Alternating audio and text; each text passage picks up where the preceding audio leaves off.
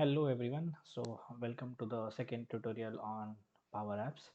So in this tutorial we'll be basically exploring the interface of the PowerApps, how it actually looks like and where I can find more options about it. So after logging in, this is the first screen that you will see for PowerApps. You are currently on the home page.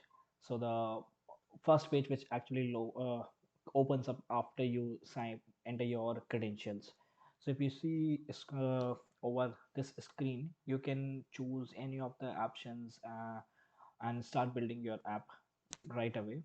Or if you would want any assistance, you can take the help from the Power Apps tutorial which are already been present. So let's explore one by one each option and what is the usage of that particular option. So if I go to the learn option, here you can see you have three multiple options available like get started, explore and the community. Now when you go to the get started option, it will basically give you the courses, or you can say the documentation of Power Apps, wherein you can learn new concepts or something unique from Microsoft itself. The other thing is the explore option.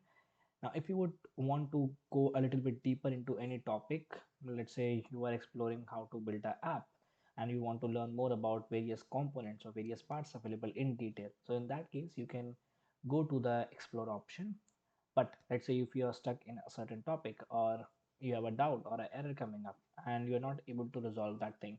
So you can also get an assistant from the community as well. So you simply click on the join in button and follow the on screen instructions and then paste your query. So anyone who is aware about Power Apps will be able to help you out in these kinds of cases. Now, if you go to the next option, which is apps, here you can see all the apps which have been created by you or your organizations. So we will learn more about how you can basically see the apps which are provided by your organizations as well.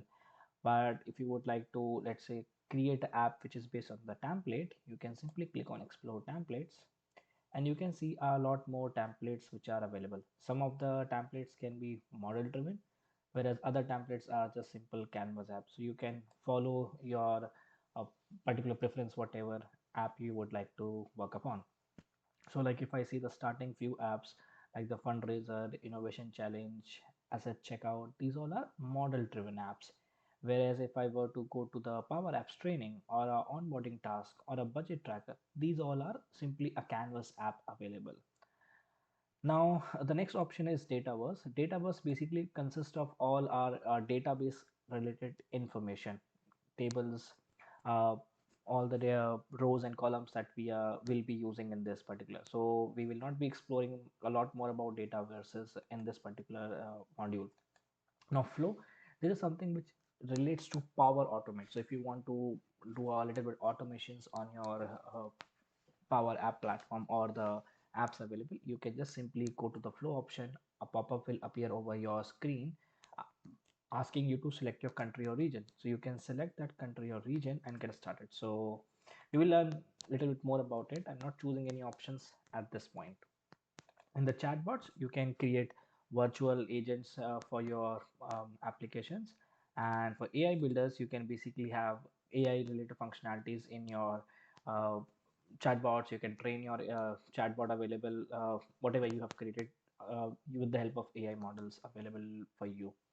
Now, if I go back to the home tab again, and at the top right side, if you see where it says environment, uh, this is the name of my email, like the organization. So you can change these names as well. So if you click on it, you will get two, three, four further options depending on your organizations, whatever you are using.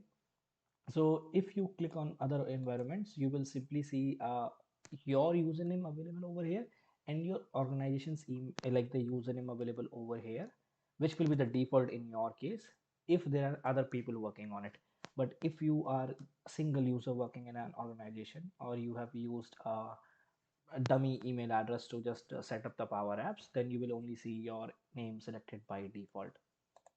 To see what are the notifications available, you can just simply click on this bell icon, wherein you can get notifications from like with respect to your apps from your other colleagues as well within the organizations who are working on some other apps or any requests that come-ups will be popped up over here. Now to go to the settings, you can simply click on the settings and you can get the access to either admin center, plans, advanced settings, session details, power up setting, resources. You can change the theme, change your language, password, whatever you would want to do. So in my case, I will just click on plans just to see what are the various plans available. So here I'm subscribed to the trial plan and my plan actually expires on 20th of November 2022. If I go back to the other option, let's say Power App settings, I will see some of the other settings which relates to Power App. So here I can see my notification country, uh, my directories which are available. So in my case, it's my organizations. I can close it. I can go to the session details to get an idea how my computer was accessed and at what particular time. I can change the theme available. So the theme of your interface for the Power App dashboard will change.